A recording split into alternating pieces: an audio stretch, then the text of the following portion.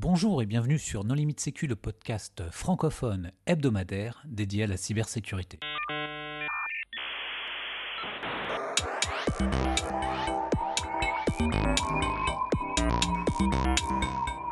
Alors aujourd'hui, nous allons réaliser un tour d'horizon réglementaire, donc avec les réglementations récentes et ce sur quoi il faut se concentrer avec Reina Stamboliska Bonjour. et Marc-Antoine Ledieu. Bonjour. Pour discuter avec eux, les contributeurs No Limit Sécu sont Nicolas Ruff, Bonjour. Hervé Schauer Bonjour. et Paul Amar. Bonjour. Alors Reina, pour les auditeurs qui ne te connaîtraient pas, est-ce que tu voudrais bien te présenter ? Oui, je m'appelle Reina, je suis contributrice No Limit Sécu depuis 2018, par là, 2017-2018. Et sinon, dans la vraie vie, j'ai un cabinet de conseil sur la cyber et les affaires réglementaires européennes, donc au croisement des deux. Et aussi, j'enseigne et je fais plein d'autres bêtises. Merci Reina. Marc-Antoine ? Marc-Antoine Ledieu, avocat au barreau de Paris, contributeur de No Limit Sécu depuis 2019, avec une série d'épisodes sur l'histoire du droit du numérique, passionnante. Je me suis assez spécialisé en cybersécurité et je travaille sur les textes qu'on va voir ensemble rapidement pour essayer de donner du sens à l'ensemble, parce qu'il y en a beaucoup. Alors, on commence par lequel ? Nice ? Nice 2 ? Ouais. Alors, Nice 2, sur quoi il faut se concentrer ? Sur Nice 2. Marc-Antoine, je commence et tu complètes ? Ouais, ok. Donc Nice 2, grande directive. Donc numéro 2 parce que c'est la révision et donc la deuxième version de la directive qui existait déjà depuis 2016 qui s'appelait Nice. Son objectif, c'est quoi? Comme toute directive, c'est de proposer un niveau minimal de maturité cybersécurité pour un certain nombre de secteurs et d'entreprises. Et comme n'importe quelle directive, les moyens pour y parvenir sont laissés à la discrétion des États. C'est pour ça qu'on transpose. Et donc aujourd'hui, fin février, grosso modo, on a officiellement 5 États membres qui ont transposé la directive dans son entièreté. Sur 27. Sur 27. Et 9 de mémoire qui ont transposé de façon partielle, sachant que la deadline, donc la date butoir pour Hervé, de transposition était au 17 octobre 2024. Donc nous sommes à quelques mois après et les États membres sont toujours à la traîne. Et ce qui est assez savoureux, c'est que l'État membre qui va prendre la présidence de l'Union européenne à partir du mois de juillet, donc le Danemark, a dit que ils ne transposeront pas Nice 2 parce qu'ils viennent finir la transposition de Nice 1. On est à peu près à ce niveau-là de prise en compte. Et donc, est-ce qu'il est prévu de faire une réglementation pour faire en sorte que les transpositions soient réalisées dans les temps dus ? Eh bien oui, ça s'appelle des règlements. Et c'est justement là-dessus que... Mais alors, la transition, là...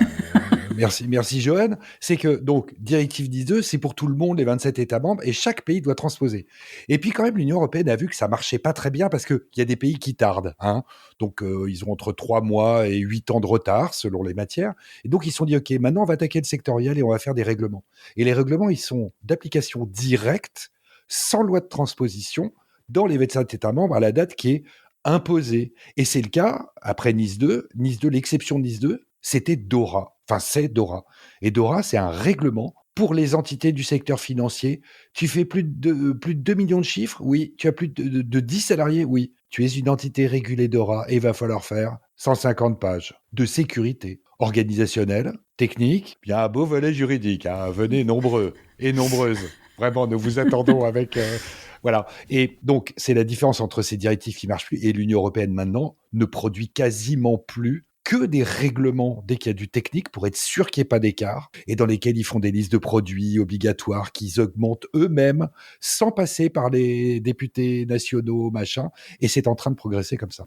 Et c'est d'ailleurs l'une des discussions et l'une des conversations qu'il y avait pendant la révision de Nice 2, c'était est-ce qu'on n'en fait pas au final un règlement. Donc on verra bien comment ça évolue, mais sachant que la directive sera révisée dans pas loin de 3 ans, ce serait pas exclu en fait qu'on ait une harmonisation encore plus forte par le biais d'un règlement. Est-ce que passer par une directive et voir comment les différents pays mettent en œuvre avec parfois des choses assez différentes, et puis voir qu'est-ce qui fonctionne le mieux et qui satisfait le mieux les intérêts de l'Europe aussi bien que la réalité économique de chacun. C'est pas une manière de permettre un peu un test grandeur nature avec plusieurs tests différents, et puis justement dans la version 3, le jour où il faut faire la synthèse en vrai règlement, sélectionner ce qui a le mieux marché.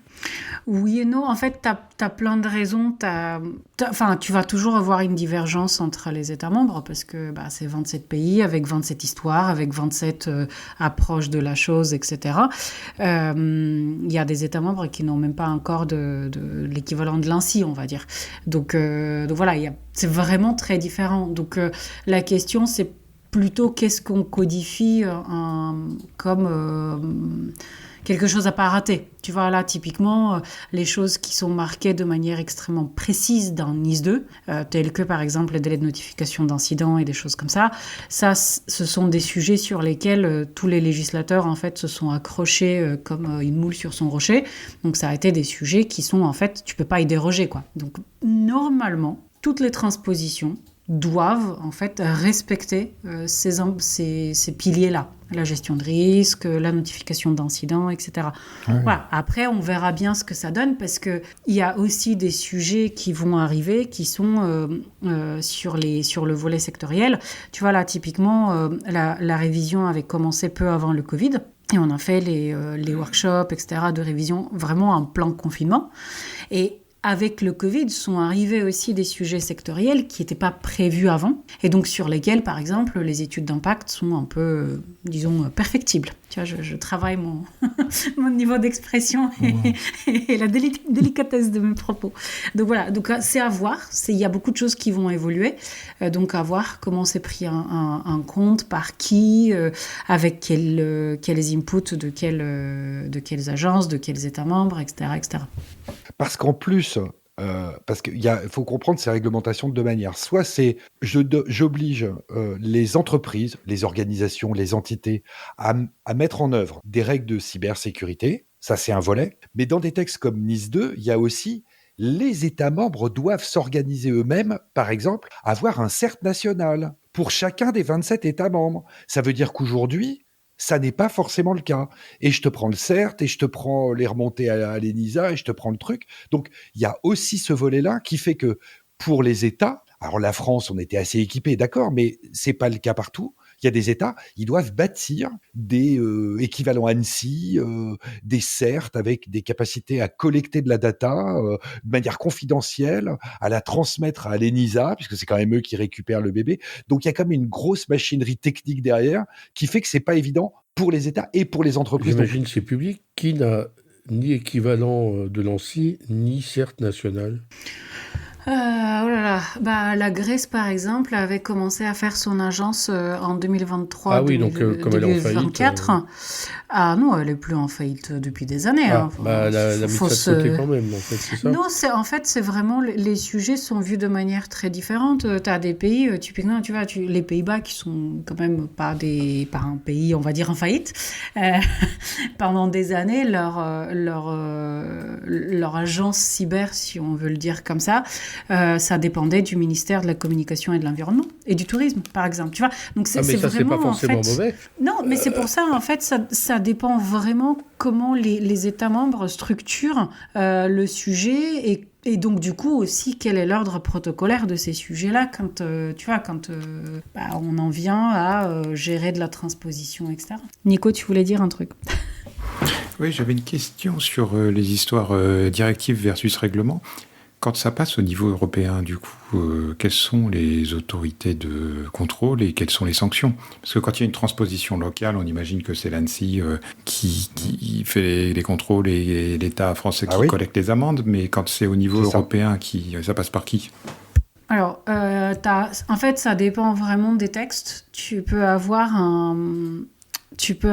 des textes où des autorités de contrôle national sont spécifiquement désignées. Au sens, il va y avoir une autorité de contrôle nationale qui va surveiller, blablabla. C'est le cas, par exemple, du RGPD, où la CNIL est l'autorité de contrôle nationale pour tous les sujets afférents à la protection de données à caractère personnel.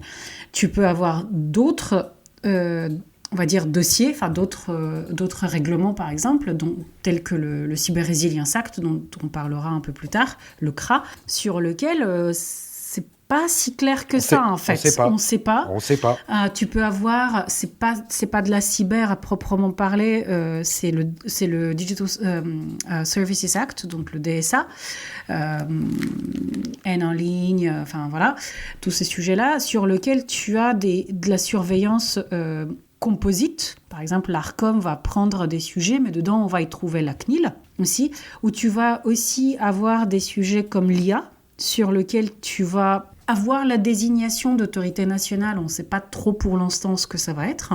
Parce que tu peux avoir la CNIL sur le volet données à caractère personnel, tu peux avoir l'ANSSI sur le volet cyber, etc. Mais tu as aussi un organe supranational, donc qui dépend de la commission, qui est le bureau de l'IA. Donc voilà, après, ce sont des dispositifs sur lesquels je pense qui sont super intéressants en termes de qu'est-ce que c'est une autorité de régulation, qu'est-ce que c'est une autorité de contrôle, qu'est-ce que c'est une autorité de standardisation, etc., qui n'ont pas tout à fait les mêmes prérogatives. Et sur le volet européen, qui prend en charge cette supervision-là, c'est un sujet qui est super intéressant, mais qui est un sujet plutôt de sciences politiques, on va dire, parce que là, tu as vraiment un sujet de quel pouvoir veut prendre chaque... on va dire législateur, tu vois, parce que la commission, c'est un des 3 législateurs. Voilà, du coup, tu as plein de sujets qui se croisent là-dedans, qui se percutent même parfois. Et plus tu vas avoir une législation qui est dite horizontale, c'est-à-dire non sectorielle, plus tu vas avoir le risque d'avoir en fait une supervision composite. Donc la question, c'était ce sur quoi on doit se concentrer. Donc NIS 2, j'ai compris que en fait, c'était plus ou moins que ça allait pas se faire finalement. Bah bien sûr que ça va se faire. Ah si. Si, bien sûr. Donc il faut se concentrer sur quoi? Sur NIS 2. En fait, c'est comme tout. Non, mais dans NIS 2, il faut se concentrer sur quoi? Sur NIS 2. Ok.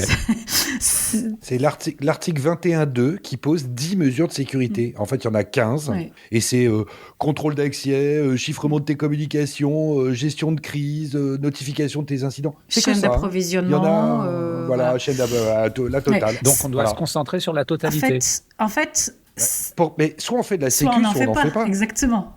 Et comme vous, les ingénieurs, vous avez hurlé pendant des années en disant que les autres, c'était tous des tocards, et ben maintenant, ils ont pris des ingénieurs qui ont fait des listes. Et qui ont fait des listes qui sont évitables. Alors, il y a un peu de ISO, un peu des 42 mesures, un peu du truc. Et puis, tout d'un coup, on dit, ben, les gars, c'est obligatoire. Pardon, mesdames, messieurs, c'est obligatoire. Et tout le monde fait, ah bon? Bah oui, mais c'est nouveau. Bah oui, c'est 10-2. Ça. Et la France en a profité pour faire, ça a fuité dans la presse, le projet de décret de l'ANSSI. 40 pages. C'est, en fait... Toi, tu dois faire ça, toi, tu dois pas faire ça. Toi, tu dois faire ça, mais toi, tu fais ça, ça et ça. Et toi, tu fais ça, mais pas ça. Il y en a 40 pages avec colonne, oui, non, oui, non. C'est ça. En fait, si tu veux, il y a 2 sujets. Le premier, c'est effectivement, soit on fait de la sécu, soit on fait pas. Et donc, plus les règles dont on parle, en fait, leur objectif, c'est d'éviter de faire dans la dentelle. Parce que jusqu'à présent, ce qu'on faisait, c'était, vas-y, on va faire des périmètres. Et puis, si t'es pas dans le périmètre, t'es attenant, et ben tu fais pas. Et puis, machin, mais peut-être que si, mais machin, mais en fait, je vais faire comme à la cantine, je vais choisir, en fait, plutôt telle salade, plutôt tel plat, plutôt tel machin. Donc, et là, en fait, l'objectif, c'est de dire, bon, on a compris que votre sujet, c'est un sujet systémique. Donc là, on va arrêter de faire dans la dentelle et on va tout couvrir. Donc, et en plus, dans NIS 2, donc ça c'est moi, j'attends de voir comment ça va être transposé en France, même si, bon, j'attends rien et je serai quand même déçue. On a en fait un sujet dans NIS 2 qui est le sujet article 20-21 de gouvernance, qui est un sujet qui vient en fait bousculer un peu le côté les techos, ils font de la cyber, donc franchement ils se démerdent, enfin elles se démerdent, et puis tout le monde, les grands chefs à plumes, ils font, ils s'en foutent. Rien. Ils s'en foutent. Et puis quand il y a un problème, on demande de techos, mais pourquoi je te paye? Donc pour un peu colmater cet aspect-là, dans NIS 2, la version européenne, on va dire, l'esprit en fait est de responsabiliser tout le monde et de dire en fait à la direction qu'elle doit être partie prenante de toutes les décisions et non-décision, parce que les arbitrages, c'est dans les deux sens, qui sont prises sur le volet cybersécurité. Et que si la direction n'a rien fait alors qu'elle savait qu'il y avait un problème, en fait, il y a un levier de sanction aussi vis-à-vis du dirigeant, enfin, des dirigeants au sens large, qui en fait est là pour mettre un peu fin à la solitude de la personne qui fait la cyber, parce que on connaît tous et toutes la blague de c'est qui le mec qui mange tout seul à la cantine, c'est le RSSI. Et donc le législateur est au courant en fait de ça, parce qu'on lui a suffisamment cassé les oreilles avec ça. Donc il y a aussi cet aspect-là. Et donc ce qui est intéressant, c'est de voir comment c'est transposé ou pas dans les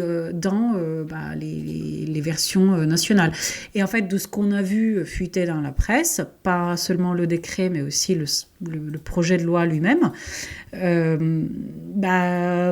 cette partie-là était inexistante. Donc ce sont des sujets, donc s'il y a un truc sur lequel les gens peuvent se concentrer, c'est d'une part continuer à faire de la sécu, prendre un NIS2 comme raison pour avoir plus de budget, et 3, suivre le processus d'élaboration de la loi de transposition qui est pour l'instant encore au Sénat. Il y a des auditions qui sont faites et normalement, d'ici fin février, on devrait avoir un rapport du Sénat sur ce projet-là avant que ça aille au Parlement. Voilà, en bref, sur quoi il faut se concentrer. En commission mixte paritaire, oui. Puisque nous ne ferons pas l'économie de cette commission mixte paritaire. Donc ça, on va gagner bien 3 à 6 mois quand même. Oui, mais bon, après, écoute, je préfère que les trucs, on voit les gens, on entend les parties prenantes. Je suis d'accord. Tu vois, que ça se fasse à l'arrache. En 8 semaines, dont 2 de vacances scolaires dans 3 zones de France, c'est-à-dire en fait, t'as 4 semaines, quoi. Et où en fait, on ne sait pas qui a pris les décisions, on ne sait pas qui a vu quoi, on ne sait même pas où est le paplard. Et après, à la fin, on se coltine quelque chose qui est en fait fait avec les pieds et c'est pas sympa pour les pieds, tu vois. Ouais, mais... Et je suis pas vraiment d'accord parce qu'en fait, c'est déjà tellement détaillé ce qu'il y a dans les directives quand on veut bien le faire que, franchement, ceux qui utilisent cet argument et tu le fais de mauvaise foi sont ceux qui veulent pas faire le job. Ah oui, bien sûr. Non, mais de toute façon, tu vas toujours trouver des gens qui vont trouver, tu vas leur donner des solutions et ils vont trouver des raisons de pas s'en servir. Est-ce qu'on a déjà Tu avais une question. Ouais, une petite question. Est-ce qu'on a déjà des retours, notamment des succès sur l'implémentation de NIS2 ? Alors, peut-être pas holistique, parce que c'est quand même plutôt vaste, mais d'entreprises, d'organisations, d'entités qui ont très bien pris le sujet NIS2. Oui, mais alors pas en France, c'est-à-dire par exemple en Belgique ou... Alors, ce que je veux dire. Oui et non. En fait, c'est un peu trop tôt, parce que c'est quand même... Enfin, on n'est même pas 6 mois après. C'est pour ça que je proposais en Belgique. Oui, non, mais même en Belgique, même s'ils ont transposé tôt, etc., c'est les premiers à avoir transposé suite à une consultation publique, etc., tout ce que tu veux. Même chez eux, c'est un peu trop tôt, parce que... Oui, mais ils ont déjà lancé leur système de certification. Ouais. Il y a des retours intéressants. C'est ça, et en fait en France, c'est l'ANSSI qui a été aussi définie comme autorité de certification, ça c'est important. Et après, ça c'est par contre, c'est vraiment du rétex perso, parce que je le vois dans mes clients. En France, même si la directive n'est pas là, il y en a quand même qui prennent les devants. Oui, en mode franchement, de toute façon, on sait que ça arrivera. De toute façon, c'est gros comme une maison et on est en plein dedans avec toutes nos filiales et machin. Et en fait, notre approche, c'est OK, les décisions se prennent majoritairement en France, pour les autres filiales ailleurs en Europe. Donc, on va en fait approcher le truc... la France va prendre la décision, on va nous lancer les travaux et puis petit à petit on avancera et on imposera en fait les exigences intra-groupe avec après un volet, et là je pense que Marc-Antoine aura probablement des retours intéressants aussi sur les tiers, sur la chaîne d'approvisionnement, sur la mise à jour du contractuel, etc., etc.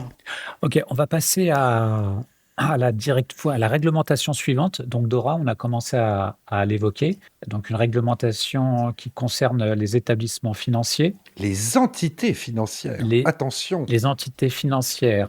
Et tu fermes les guillemets, et c'est ça. Voilà, tout est dedans. Les banques, les assurances, les fonds de gestion, machin, c'est NIS 2, spécial pour eux. D'accord. Et des fois que ce soit simple, au lieu de prendre NIS 2 et de rajouter 2-3 trucs, c'est réécrit du début à la fin. Et là, c'est plus 150 pages, c'est 192. C'est fait par des économistes, en fait, pour beaucoup, par des financiers, par des économistes, etc., qui ont en fait voulu faire de la cyber pour des financiers. Et du coup, c'est super intéressant quand tu le lis, parce que c'est vraiment une vision du monde que nous, quand on arrive de la cyber, t'es là, ah tiens, j'apprends des trucs quand même. Sachant que dedans, dans les entités, t'as pas que celles que Marc-Antoine a mentionnées, t'as aussi des nouveaux venus qui s'attendaient pas du tout à ça, genre les plateformes de crowdfunding. Et ça, c'est drôle, parce que t'as des fintechs et des trucs comme ça qui, en fait, gèrent énormément de transactions, et énormément d'argent, qui pensaient que c'est la fête du slip, que tout ça allait continuer comme ça ad vitam aeternam, et en fait, qui se retrouvent finalement rappelés à leur responsabilité, en mode, ouais, mais en fait, vous avez vu les montants, les volumes financiers que vous gérez ? Ce serait bien quand même de vous rendre compte qu'il y a des trucs qui existent et que vous pouvez pas faire n'importe quoi avec l'argent des gens. Et donc, si on est concerné là, est-ce qu'on se concentre comme NIS 2 sur tout ? Ouais. Ok. T'as d'autres questions ? C'est en fait.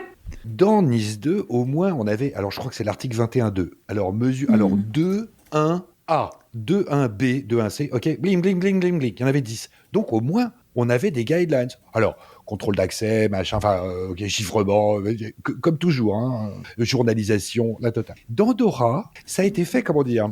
C'est comme si on prenait du sable dans la main et qu'on le sème, là, ou des graines, comme conseil de ça. Et dans Dora, c'est super. Alors, il y en a un peu dans l'article 3, puis ensuite on passe à l'article 6. L'article 7 fait 12 pages, très détaillé, voilà. Puis ensuite, on passe à l'article 32 ou 28. Hop, il y en a comme ça. Et puis à la dernière ligne, on se dit, ça s'arrête, fait « Ah, il y a encore une annexe. » C'est un cauchemar. C'est un cauchemar. Je dis, ça a été fait par des financiers qui veulent avoir Voilà, une lecture très créative difficile à gérer comme texte. Très difficile. de la cyber. Bon, après, sincèrement, de toi à moi, ça me dérange pas plus que ça, parce que, en fait, c'est eux qui vont l'appliquer. C'est du sectoriel, ils se débrouillent, ils sont grands, vaccinés, tout ça. Bon, oui, c'est un peu plus délicat quand tu essayes de mettre le doigt dedans. Mais oui, c'est... Voilà. Bon, alors, notre objectif, c'était de parler de 8 directives en 25 minutes. Et là, on en a abordé 2 en 25 minutes. C'est pas grave, on passera plus vite sur le reste. Et c'est pas que des directives. Ah oui, c'est vrai. Des règlements aussi, c'est vrai. Donc, CRA. Je commence ou tu commences, Marc-Antoine? Vas-y. Alors, le CRA, Cyber Resilience Act, petit règlement. Donc, petit règlement de 187 pages. Oh, celui-là. Voilà, qui aurait pu être mieux écrit.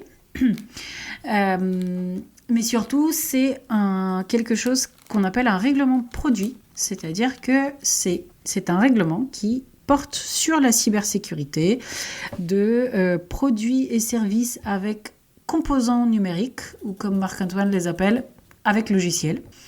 Connecté. Voilà, donc...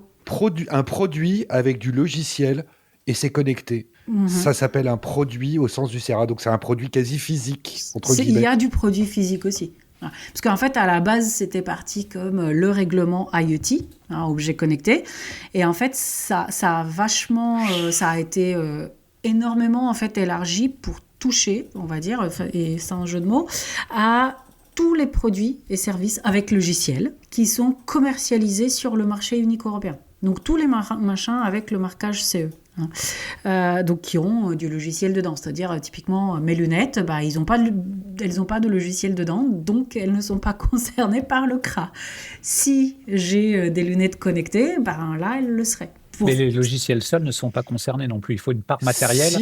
Si les logiciels sont destinés à faire fonctionner un produit matériel, c'est l'ensemble. Donc celui qui va fabriquer son logiciel à part, lui, il a 13 règles d'hygiène cyber obligatoires. Ensuite, il en a 8 de gestion des vulnes qui sont toutes obligatoires. On parle que des produits standards et chacun, il y en a 25 lignes.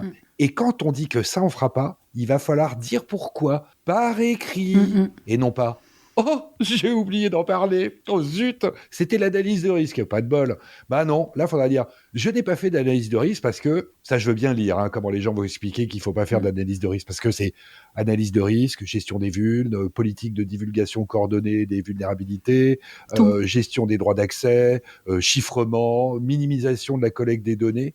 C'est que des trucs tech. Et si on en enlève un, bah, le reste a plus de sens. Et c'est tout pensé comme ça. Et ça, il faudra être prêt quand? Hier. Ok. Non, c'est pas vrai. 11 décembre 2027. Pour tout. Ça vient d'être adopté, c'est dans 3 ans. Tout. Pour le régime Pour total. Après, il y a des trucs un peu avant, mais... Ouais. Oui, mais comme les autorités de contrôle n'auront pas pris leur pouvoir, elles pourront pas sanctionner, donc ça sert à rien. Arrête de les rassurer. Voilà. Ok, Voilà. on passe à la suivante. Product liability. La directive juridique sur la responsabilité, sur la responsabilité juridique pour les produits vendus sur le marché unique. Et donc là, c'est comment expliquer ça simplement? C'est pas un sujet cyber. Tu veux dire un truc? Ouais. Ton produit, là, Ouais. il fait l'objet d'une norme? Oui, c'est le C'est CRA, d'accord. Donc, s'il n'est pas conforme au CRA, il est défectueux. Et donc maintenant, ben, soit je te fais un procès, soit je te fais une action de groupe, parce que ça a été prévu Ah oui, aussi. par ces textes. Donc, si ton produit n'est pas conforme, il y a l'autorité de contrôle qui arrive et qui dit « Bon, je te retire du marché, je te rappelle en usine, je te mets une sanction, je t'oblige à faire. » Et en plus, tu vas être responsable par les associations de consommateurs qui vont décider de te demander 15 € par personne.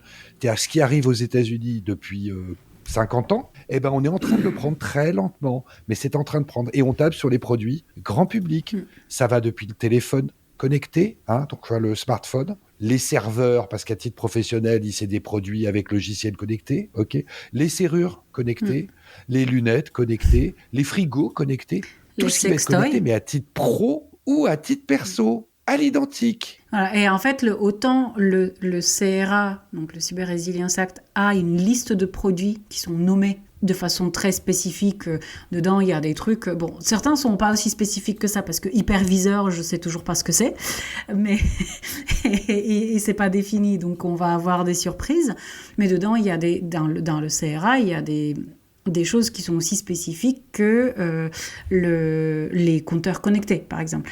Dans la directive sur la responsabilité juridique des produits, c'est tous les produits avec logiciel qui fassent partie ou pas du CRA. Donc tous les produits particuliers, enfin vendus aux particuliers. Donc qui est beaucoup plus large que l'espèce de sous-ensemble qu'il y a dans le CRA. Donc c'est... Et cette directive-là, elle est là, en fait, elle vient d'être mise à jour, adoptée le même jour que le CRA, mais elle existe depuis, je crois qu'on n'était même pas nés, certaines ici. 85. Ouais, c'est ça. Directive de 85, voilà. qui est remplacée par celle-là. C'est ça. La plupart de nous n'étions pas nés. Exactement. Poisson, pas né. Pardon. Paul, Et tu voulais demander. Et du coup, par exemple, ça s'applique à, par exemple, des antivirus, des EDR, Product Liability. Le CRA, ouais. Ah, le CRA. Le CRA. Ok. Ouais. C'est pire. Enfin, c'est pire. Okay.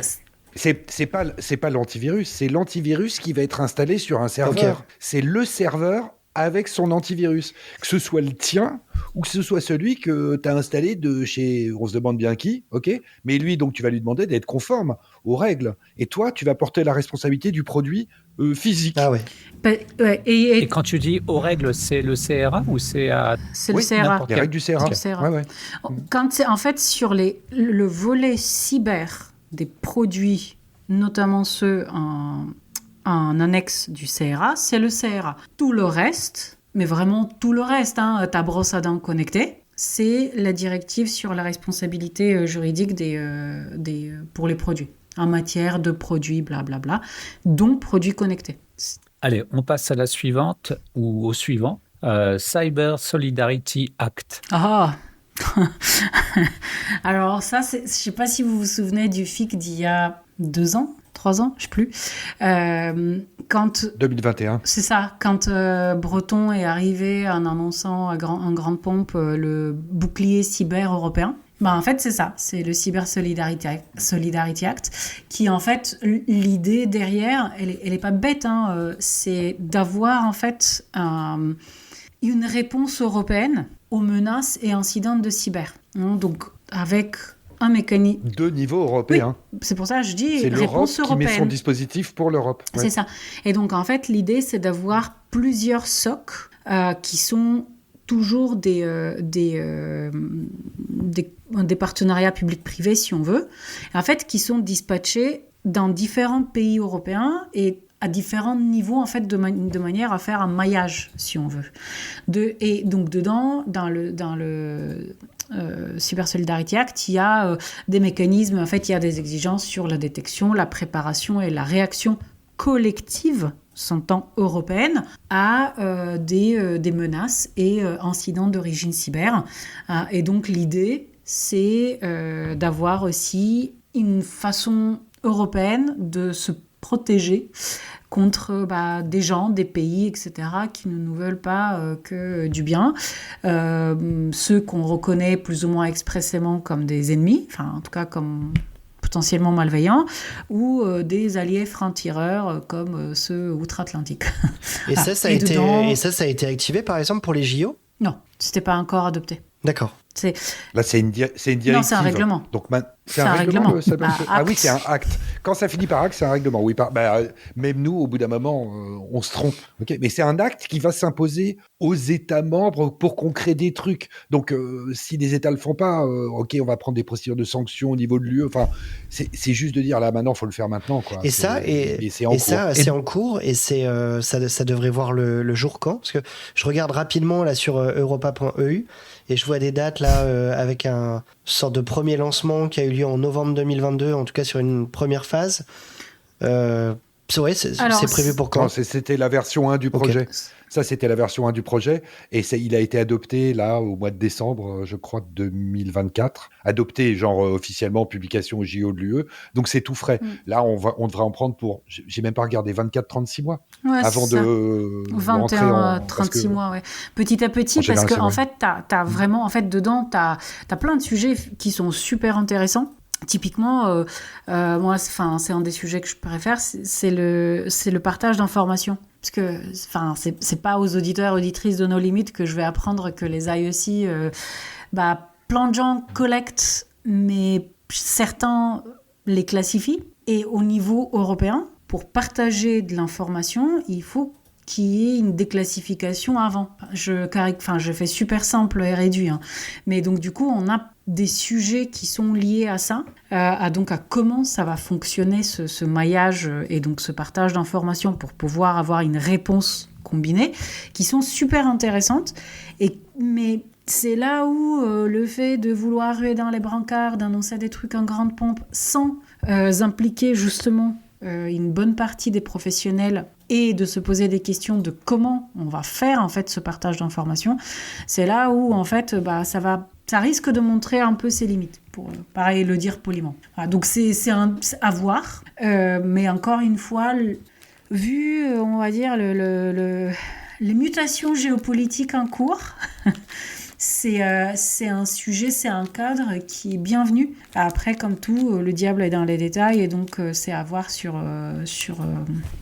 papier. En fait, c'est bien, mais après, on verra comment ça va être implémenté, donc à quoi ça va rassembler dans la vraie vie des vrais gens. Voilà, bref. Dans notre liste, nous avons aussi révision en cours du Cyber Act.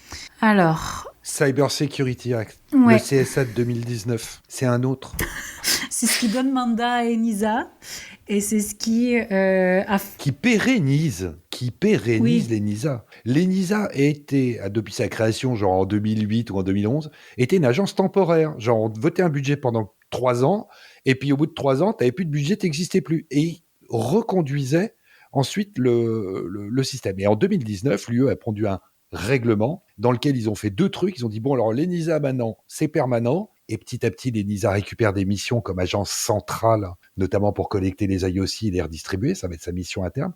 Et l'autre partie du CSA, donc Cyber Solidarity Act de 2019, c'est les procédures de labellisation cyber. Genre, les critères communs cyber pour l'Europe, ça y est, ils ont été adoptés en application du CSA. Et puis, on en a un qui était en discussion sur la 5G, il y en a un sur un Secnum Cloud qui a du mal à passer, le UCS. Voilà. Et ça vient d'être modifié aussi.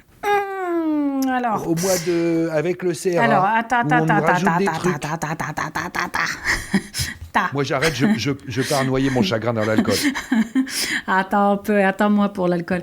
Alors, la première chose, effectivement, qui a été faite, ça a été de faire les critères communs. C'est-à-dire de reconnaître un cadre européen en termes de certification de cybersécurité, chose qui n'existait pas avant. Parce que les critères communs, en général, différents États pouvaient y adhérer, sauf que pour faire un truc européen, en fait, il y a aussi des exigences qui sont parfois un peu, on va dire, curieuse, même si ça va plaire à Hervé par exemple, c'est que souvent il y a des schémas qui existent. S'ils n'existent pas en français, par exemple, en France, c'est un peu compliqué de les adopter. Donc voilà, il y a plein de choses qui se rajoutent, et c'est pour ça que dans le mandat, dans le Cyber Security Act, a donné un mandat permanent à ENISA, et a donné à ENISA le rôle de pouvoir faire, en tout cas la partie technique, avec le CNCNELEC, qui est l'organisme européen de certification, au sens très large pour tout, de pouvoir faire en fait des schémas de certification de cyber. Donc la première... Le CNCNELEC, c'est l'organisme de normalisation européen. De normalisation, merci Hervé. Chercher le mot, c'était pas standardisation, c'était normalisation. Voilà. Et donc en fait, les deux viennent interagir pour faire des sujets cyber.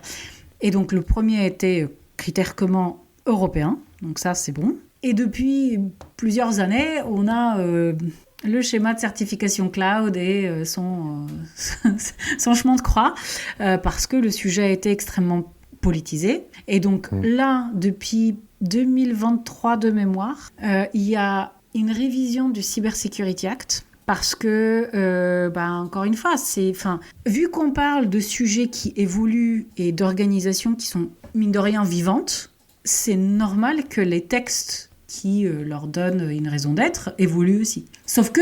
Une précision, parce que là, c'est très abstrait. Le cloud, la norme commune du cloud vue par les Européens, donc cette fameuse EUCS attendue. La France, pour des raisons politiques, a fait une demande express qui est un niveau 3. Il y a niveau 1, ça vaut que dalle. Niveau 2, c'est niveau entreprise pour le caricaturer. Et niveau 3, ça commence à être qualifié au sens, c'est des États qui s'y mettent. Ok, type l'ANSSI qui va qualifier des gens un par un après un examen. Bon. Et la France a demandé qu'il y ait un niveau 3+, avec un critère d'extraterritorialité complet. C'est-à-dire, tes serveurs sont là, ta propriété intellectuelle est là, ton actionnariat il est ici, t'es complètement protégé du côté extraterritorial des Américains, disons-le clairement. C'était ça. Et il y a des pays d'Europe qui ont dit non, nous ne voulons pas de ce niveau 3+, et la France nous casse les pieds, et les discussions sont bloquées depuis 1 an et demi. Non, plutôt 3 ans, mais oui. Ou 3 ans. Voilà, et c'est ça la raison. Alors, je voulais pas du tout rentrer dans les sujets UCS, parce que c'est vraiment... c'est un sujet qui est compliqué, qui est devenu politique, alors que... qui fera l'objet d'un autre épisode. Voilà, par exemple. Mais en fait, il y a un autre sujet, la révision du Cyber Security Act, elle a commencé en 2023. Et ça n'a rien à voir, en fait, avec UCS. C'est avec le schéma... Non, avec le schéma. Toujours est-il... Moi, c'est avec le CRA qui impactait le truc. Oui, c'est le CRA qui a poussé ça. T'as plein de sujets, en fait, dedans. Toujours est-il que, pour une raison qui est inconnue, il y a beaucoup de spéculations dessus, etc. Le rapport d'évaluation n'est jamais sorti. Et donc là, l'arrivée de la présidence polonaise, donc la présidence tournante de l'Union, du Conseil de l'UE, etc., donc qui donne les orientations stratégiques de l'UE et tout ça, la présidence polonaise est partie bien en tête pour que ce rapport sorte et que d'ici la fin de l'année, il y ait en fait du progrès, que ça avance sur la révision du Cyber Security Act. On attend de voir ce que ça va donner, parce que encore une fois, le sujet du mandat de l'ENISA en tant que certificateur en chef, on va dire, au niveau européen, c'est pas nécessairement un mandat, on va dire, souhaitable pour beaucoup de gens. Typiquement, le cas UCS est case in point, pour le dire en bon français, c'est un exemple où justement un sujet technique a été transformé en sujet politique, où en fait, l'ENISA elle-même, vu que c'est une agence de la Commission, ne peut pas en fait prendre des décisions toute seule. Et donc, c'est un peu compliqué à voir comment ça va évoluer. Donc, moi, en tout cas, j'attends avec impatience de voir le rapport de l'évaluation. Parce que dedans, il va y avoir à l'européenne, c'est-à-dire à aller lire entre les lignes et à chercher des euphémismes, des litotes et autres figures de style, beaucoup de perles qui vont être intéressantes. Et je pense aussi que ce qui est en train de se passer aux US, là notamment depuis le discours du vice-président au sommet pour l'IA et surtout à la conférence de Munich, où en gros il a expliqué à l'Europe que pour le dire poliment, vous serez le junior partner et pour le dire pas poliment, vous serez le larbin de America First. Peut-être que ça va faire avancer un peu les sujets et peut-être qu'on va avoir aussi des prises de conscience différentes aussi et des décisions et des arbitrages en fait en faveur de sociétés européennes de la cyber et du cloud. On va voir. Alors, est-ce qu'on peut parler du règlement e-privacy? Ouais, on peut. Petit ange parti trop tôt. Pour rappel, il existe une directive qui s'appelle e-privacy et qui est inopérante. Directive, pardon. Non, mais t'as raison, il y a les deux. Enfin, il y a la directive, mais qui est inopérante. Et pour la remplacer, on a décidé de faire un règlement. Donc, qui allait venir en complément au RGPD et clarifier, préciser, etc. des sujets qui aujourd'hui se font à l'arrache ou n'importe comment. Typiquement, dans le règlement qui devait remplacer la directive du même nom, e-privacy, on devait avoir des sujets sur les métadonnées, sur la mise à disposition des données à caractère personnel dans le cadre de surveillance par les forces de l'ordre. Enfin, il y avait plein de choses dedans. Il y avait notamment des sujets cookies. Parce que la directive e-privacy, c'est ce qui nous a donné les bandes de cookies qu'on adore tous et toutes. Voilà. Je vois les têtes autour, donc je sais que vous aimez ça. Voilà. Et en fait, dans le règlement qui allait en prendre la suite, il y avait justement des propositions de comment gérer ça pour qu'il y ait des choses qui se fassent de façon, on va dire, transparente pour l'utilisateur. Mais vu les exigences qui étaient amenées en termes de responsabilité des gestionnaires en fait, des données, donc des responsables de traitement pour parler avec les mots spécifiques du RGPD, en fait, il y a eu un lobbying de ouf malade, pire que pour le RGPD, qui est un des textes les plus lobbyés de l'histoire de l'Union européenne. Et en fait, la Commission, dans sa grande mansuétude, a laissé passer le précédent mandat, donc 2019-2024, en faisant souffrir la proposition de règlement e-privacy, qui, elle, date de 2017 de mémoire. Donc ça, janvier 2017. C'est ça. Et en fait, là, dans sa grande mansuétude, pour son programme de travail de 2025, a annoncé que la proposition de règlement e-privacy va être abandonnée. Donc, il nous reste que les yeux pour pleurer, ou en fonction de à qui on demande. C'est très bien, parce que de toute façon, ça n'allait nulle part. Mais surtout, il y a un autre sujet qui va venir, c'est que c'est pas parce qu'une solution n'existe pas pour l'instant qu'il n'y a pas de problème. Autrement dit, les sujets que le règlement e-privacy devait gérer, ils sont toujours là. Donc, comment ça se dessine maintenant, c'est que ces sujets-là, typiquement cookies, dark patterns et des choses comme ça, reviennent par la porte de la protection des consommateurs à l'ère du numérique. Donc avec un nouveau règlement qui est dédié à la protection des consommateurs, qui sera présenté potentiellement au premier trimestre 2026. Donc à voir comment ça va arriver, parce que le risque de ça, c'est que ce soit traité par un angle qui n'a rien à voir avec la protection des données à caractère personnel ou des choses comme ça, ou la cyber, mais ce soit traité par l'angle protection des consommateurs, qui est un angle très différent, et donc que ce soit dilué et écrit avec les pieds, et donc que finalement ce soit contre-productif. Dernier point, révision de la LPM. Mon général, rien de prévu. Repos. Au revoir, mon général. On dit RAS. En fait, la LPM, notamment la 2023, elle a été prise en France parce que les projets européens n'avançaient pas. Et là, les projets européens, ils sont tous sortis. OK, Dora, Nice 2. Donc, on va avoir suffisamment de leviers pour imposer de la sécu. La LPM s'imposera la 2023 continuera de s'appliquer, mais pour des hypothèses extrêmement rares et vraiment pour des sujets régaliens, genre principalement des noms de domaine qui permettent de faire des trucs horribles, enfin des noms de domaine déposés de manière frauduleuse, avec des gros trafics, des gros ransomware. Sinon, maintenant, c'est le gros de la menace, c'est pour les secteurs privés. Tous les secteurs privés, et ça c'est Nice 2, Dora, LCRA, selon comment on veuille les prendre. Donc la LPM 2023, non, on est tranquille pour un moment là. C'est un projet de loi, pardon, pas un projet de loi, mais c'est une loi de finances de 5 ans de toute façon, la LPM. Donc une fois que c'est sorti, t'en as pour 5 ans tranquille, quoi. C'est ça. Ok, est-ce que vous souhaiteriez ajouter le mot de la fin? Vas-y Marc-Antoine, il faut que je trouve un truc intelligent à dire. Bon, je vais dire un truc débile, alors comme ça posera l'ambiance. En fait, moi, je suis très frappé dans les entreprises quand on arrive et qu'on nous dit bon, alors, qu'est-ce qu'il faut qu'on fasse si on explique de but en blanc que vous êtes Nice 2, que vous faut faire ça, vous êtes Serra, vous faire ça, on a vraiment l'impression que tout le monde va mourir. Et quand on explique en fait, avec un peu de patience, que ça fait 50 ans que l'industrie informatique existe avec les réseaux et le matériel, qu'il n'y a jamais eu de règles de sécurité obligatoires, et là, tout d'un coup, ça tombe. Mais ça tombe à gros paquets, quoi. Hein. Et tout d'un coup, on se retrouve tous avec des grosses quantités de réglementations très techniques à gérer et qui sont nécessaires. Hein. Si on veut faire de la sécu, il n'y a pas photo. Mais ça a du mal à prendre dans le tissu. Non, mais en fait, il y en a qui... Dans le cortex, en fait, déjà. Et après, on voit.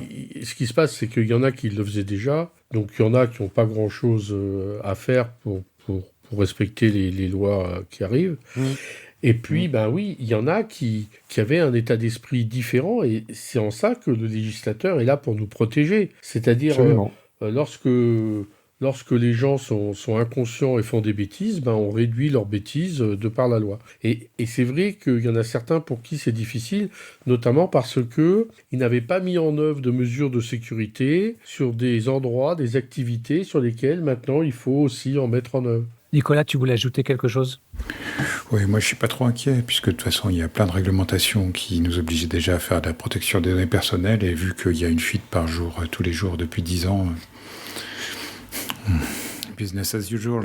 Ouais. Après, s'il y a un truc à dire en conclusion, c'est vraiment de se rendre compte que c'est pas pour faire chier les boîtes, hein, et excuse my French. Enfin, c'est vraiment parce qu'il y a des sujets sur lesquels on ne sait pas à quel sens se vouer, ou on ne sait pas en fait vers qui se tourner quand il y a un problème. Or, on est tous l'utilisateur final de quelqu'un.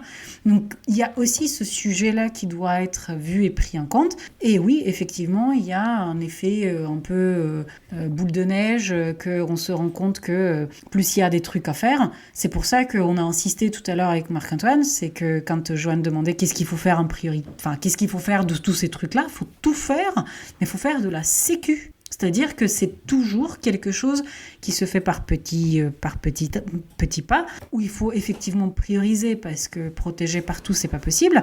Mais à un moment donné, on arrête de faire du n'importe quoi et de faire parce que telle couleur je préfère et tel goût je préfère. On fait... Ou de faire croire que c'est de la compliance. Parce que c'est pas ça. C'est faire c'est ça.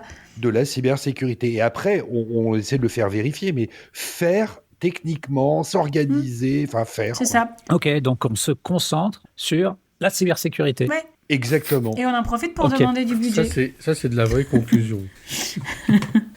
Bon, Raina, Marc-Antoine, merci d'avoir été présent. Merci aux contributeurs. Chers auditeurs, nous espérons que cet épisode vous aura intéressé. Nous vous donnons rendez-vous la semaine prochaine pour un nouveau podcast. Au revoir. Au revoir.